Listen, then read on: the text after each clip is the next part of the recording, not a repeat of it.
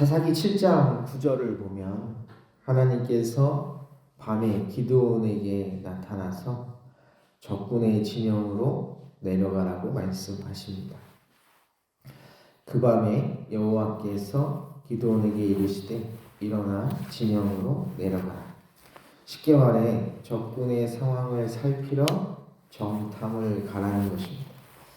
그런데 이때 기드온은 가기를 주저했죠.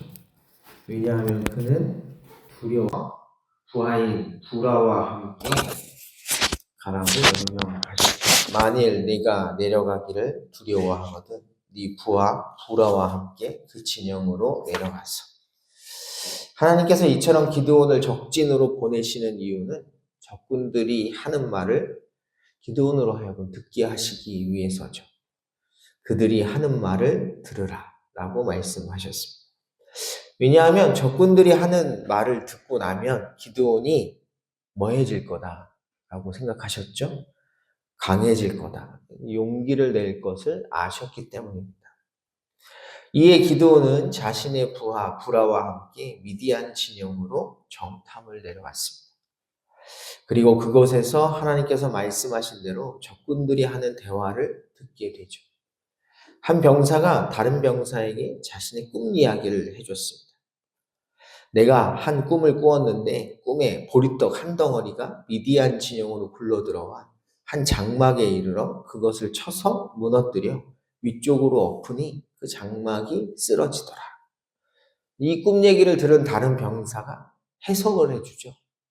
이는 다른 것이 아니라 이스라엘 사람 요아스의 아들 기드온의 칼이라. 하나님이 미디안과 그 모든 진영을 그의 손에 넘겨주셨느니라. 이 말을 듣고 기드온이 이스라엘의 승리를 확신했고 곧바로 진영으로 돌아와 싸울 준비를 했습니다. 그렇게 모든 준비를 마친 기드온은 100명을 이끌고 적진으로 쳐들어가죠. 이때 시간이 이경초입니다. 여기서 이경은 밤 10시를 말합니다. 기드온은 이때를, 다시 말해 밤 10시를 공격 시점으로 정한 것이죠. 그렇게 정한 이유는 그때가 가장 경계가 가장 취약했던 때, 왜냐하면 교대하는 때이기 때문에 경계가 가장 취약했던 때라서 바로 이때를 공격 시점으로 정한 것이죠. 기드온과 100명의 군사들은 왼손에 횃불을 들고 오른손에 나팔을 불며 크게 외쳤습니다.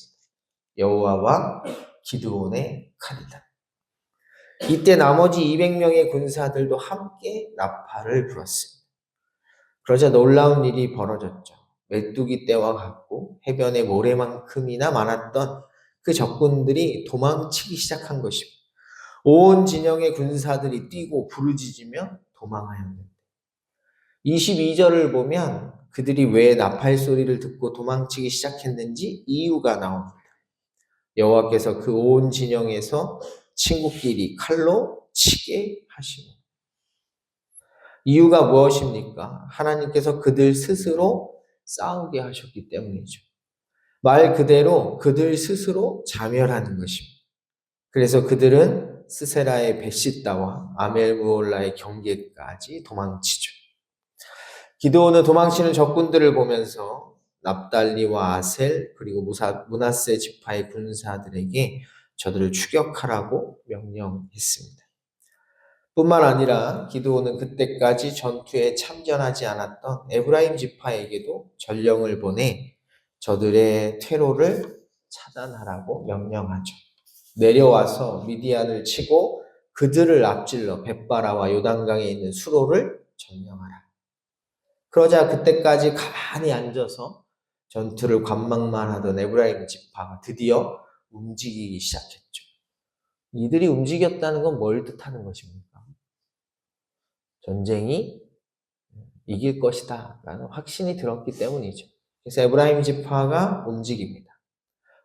그리고 그들은 수로를 점령하고 미디안의 두 장수 오렙과 스앱을 사로잡아서 오렙은 오렙바위에서 죽이고 스앱은 스앱 포도주 틀에서 죽이고 그 머리를 기드온에게 가져왔습니다. 이로써 기드온이 이끄는 이스라엘 몇 명이죠? 군사가? 300명은 메뚜기 떼와 같고 해변의 모래만큼 많았던 미디안 연합군과의 전투에서 승리합니다. 오늘 본문을 읽고 또 읽어봐도 참 놀랄 수밖에 없는 장면입니다. 왜냐하면 이스라엘은 결코 승리할 수 있는 요건이 하나도 없기 때문입니다. 아까도 말했지만 우선 군사의 수가 비교도 되지 않습니다. 7장 12절을 보면 미디안과 아말렉 그리고 동방 사람들로 이루어진 적군은 메뚜기 떼와 같고 해변의 모래만큼이나 숫자가 많았습니다. 이에 비해 기드온이 이끄는 이스라엘의 군사는 고작 300명이죠. 전투 앞까지 에브라임 지파가 참전했다고는 하나 실질적으로 전투를 수행하는 자들은 300명밖에 안 됩니다. 뿐만 아니라 이 엄청난 대군을 맞아 싸우는 이스라엘 군의 무기 역시 초라하기 그지없습니다. 이스라엘 병사들 손에 쥐어진 것은 무엇이죠? 나가 싸워 하면서 300명의 손에 쥐어준 무기가 뭐예요? 세대가 나팔을 불며 항아리를 부수고 왼손에 횃불을 들고 오른손에 나팔을 들어 불립니다. 전투에 나가는 이 300명의 병사의 손에 들려준 것은 왼손에 횃불, 오른손에 나팔입니다.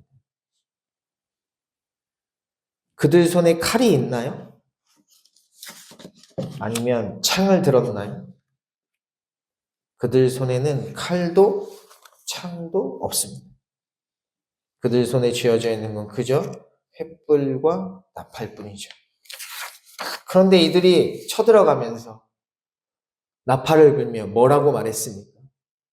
여호와와 기드온의 뭐다? 칼이다. 칼도 들지 않았는데 여호와와 기드온의 칼이라고 말했다는 것입니다. 그냥 상식적으로는 이해가 되지 않는 장면입니다. 칼도 들지 않고 우리가 칼이다라고 말하는, 참으로 놀랍죠. 엄청난 병력의 차이. 그렇다고 이스라엘이 그들보다 훨씬 더 강력한 무기를 가지고 있었던 것도 아닙니다. 심지어 이스라엘은 손에 칼도 없고 창 한 자루도 없었음에도 불구하고 어떻게 했습니까? 전투에서 이겼죠. 도대체 이스라엘은 어떻게 이긴 것일까? 이 질문에 대한 답이 22절에 나옵니다. 여호와께서 그 온 진영에서 친구끼리 칼로 치게 하십니다. 고작 300명으로 그것도 칼 한 자루, 창 한 자루도 가지지 못한 이스라엘이 이긴 이유는 하나님께서 그들의 뭐가 되어주셨어요? 칼이 되어주셨죠. 그러니 외치는 것입니다. 여호와와 기드온의 칼이 왔다. 중요한 것은 이것이 우리가 세상을 이길 수 있는 이유이자 방법이라는 것입니다. 나의 힘과 능력으로는 결코 세상을 이길 수 없습니다. 하지만 하나님께서 함께 하신다면, 하나님이 우리를 위해 싸워주시기만 한다면 우리는 반드시 이길 수 있습니다.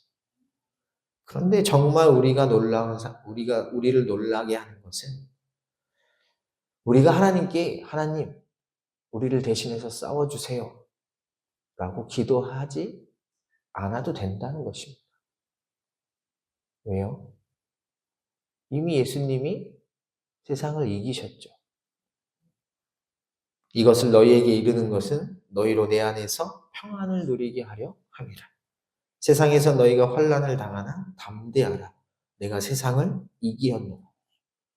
예수님이 세상을 이겼는데 그 예수님이 나의 누구이십니까? 나의 구주잖아요. 여러분 예수님을 믿으시죠? 예수님은 나의 구원자이십니다. 이미 예수님과의 관계가 형성되어 있습니다. 구주. 근데 그 구주가 되신 예수님이 세상을 이기셨다. 그러니 우리에게 뭘 주시겠다고요? 평안을 주시겠다.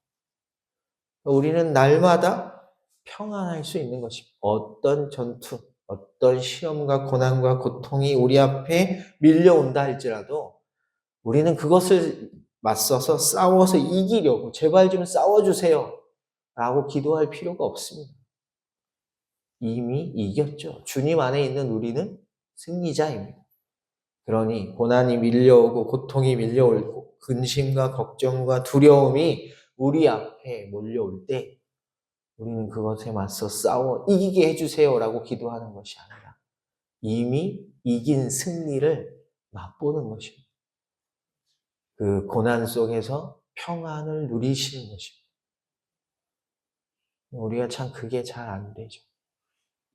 이미 이긴 싸움을 확인하는 것입니다.